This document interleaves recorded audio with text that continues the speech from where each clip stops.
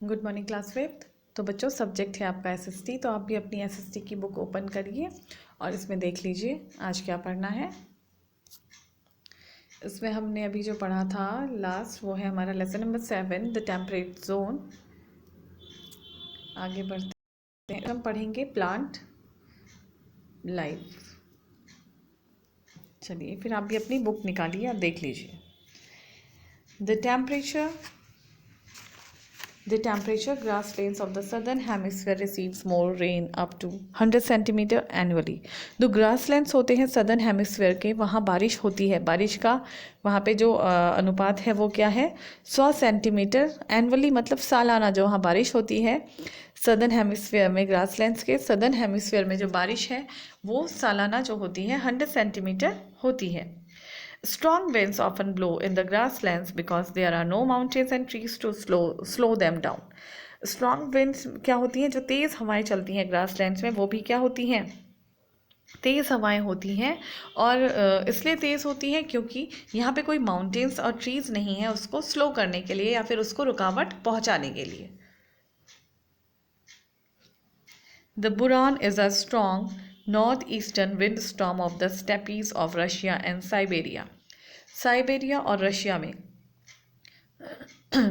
The buran is a strong north eastern wind storm.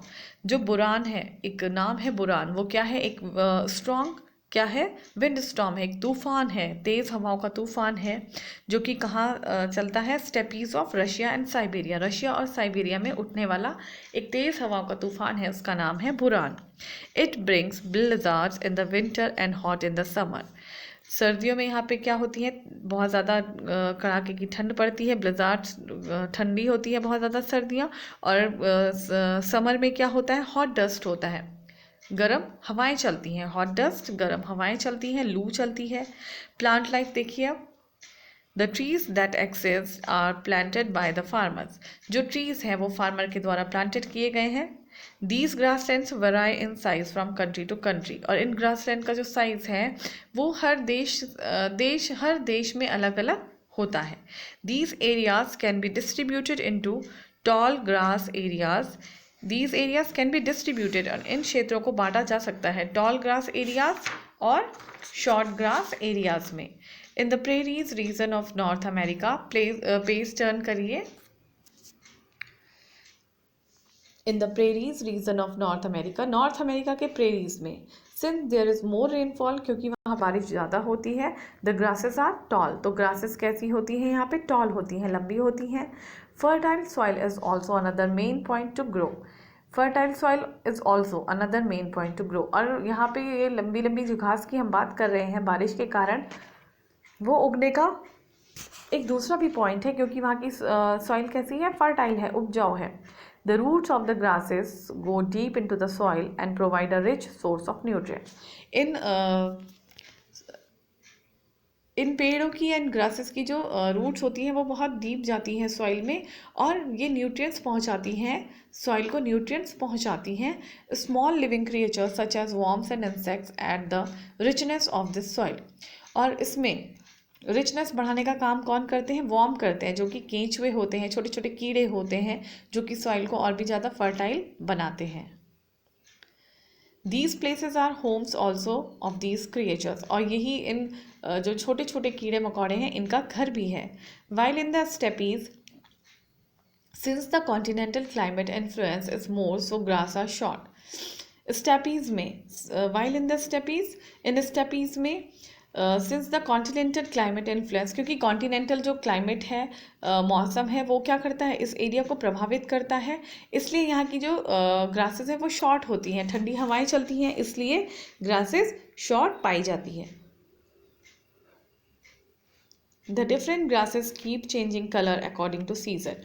और जो घास का कलर है वो क्या होता है, चेंज होता रहता है सीजन टू सीजन।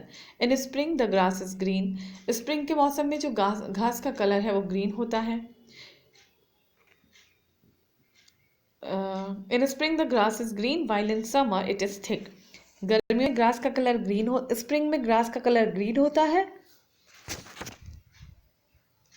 और जब गर्मियाँ आती हैं तो ये थिक होती है, थिक मतलब खूब घनी होती है, खूब सारी होती है।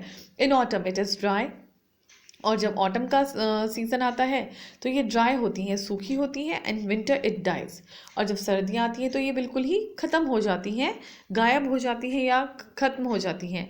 But the roots remain buried in the snow and again grow in spring, लेकिन जो इसकी जड़ें हैं ये ज़मीन में रहती हैं, इसी कारण से जब फिर से स्प्रिंग आता है तो ये फिर से क्या हो जाती हैं, उगाती हैं।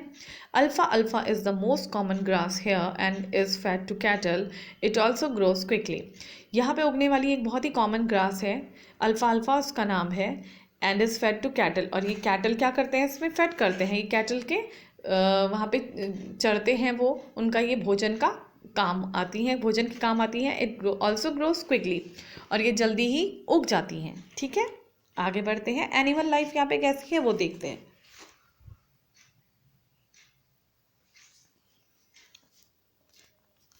The grasslands are home to a variety of rodents, यहाँ पे बहुत सारे जंगली जानवर पाए जाते हैं।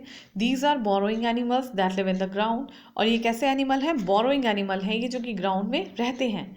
They have sharp teeth that allow them to gnaw at grass stems and roots, इनके दांत बहुत शार्प होते हैं, नुकीले होते हैं, जिससे कि ये क्या करते हैं, gnaw at grass stems and roots, ये रूट्स और ग्रास को चबा लेते हैं। एग्जाम्पल ऑफ रोडेंट्स होते हैं आपके जैसे खरगोश हो गए, जिनके दांत कैसे होते हैं, शार्प टीथ वाले जानवरों को बोलते हैं रोडेंट्स। एग्जाम्पल हो गया आपके animal that live in grasslands are there, hare हो गया, रैबिट हो गए, माउस हो गया, rat, prairie, dog and hamster. तो ये कैसे ये किस में गिने जाते हैं, ये रोडेंट्स कहलाते हैं, क्योंकि इनके जो दांत होते हैं बहुत ही नुकीले होते हैं। Larger grazing animal also live in the grasslands, grasslands में छोटे जानवरों के अलावा बड़े साइज के जानवर भी पाए जाते हैं। एग्जाम्पल के लिए डेयर हो गया, एंड एंटीलॉप हो गया। The bison was once the most common animal found in the prairies of North America, और बाइसन जो है आपका जानवर वो सबसे कॉमन एनिमल है जो कि नॉर्थ अमेरिका के प्रेरीज में पाया जाता है। But it is a protected species now, लेकिन अब इसको क्या कर दिया है, सरकार ने संरक्षण में रखा है, ताकि इसकी जो स्पेसी है वो गायब ना हो जाए, इसलिए इनको क्या किया गया है, प्रोटेक्ट किया गया है। Animals such as the lion, leopard, cheetah, giraffe, elephant, hippopotamus and antelope are found in the veld areas, और इसी प्रकार के बड़े बड़े जैसे जानवर हैं आपके, एलिफेंट हो गया, चीता हो गया, लॉयन हो गया, हिपोपोटामस हो गया, ये कहाँ पाए जाते हैं, वेल्ड एरियाज में, थोड़ा अगर उस जंगल में, घने जंगलों में वो पाए जाते हैं। Australian grasslands are home to kangaroos, wallabies and koalas, Australian grassland में पाए जाते हैं आपके कैंगारूज, वालाबीज एंड कोआलाज। ठीक है, other animals that live in the grasslands are snakes, owls, hawks and foxes, और इसी प्रकार से पाए जाने वाले ग्रासलैंड में कुछ और भी जानवर हैं, जैसे स्नेक हो गया आपका, आउल हो गया, हॉक्स हो गया एंड फॉक्सेस हो गया। तो अभी सिर्फ मैं आपको यहीं तक पढ़ा रही हूँ, आप इसको रिवाइज करिए, उसके बाद हम इसको कंप्लीट करेंगे नेक्स्ट वीडियो में। अभी आपका काम है इसको एक बार फिर से पढ़ने का, रिवाइज करने का। ओके, तो आप इसको रिवाइज करिए।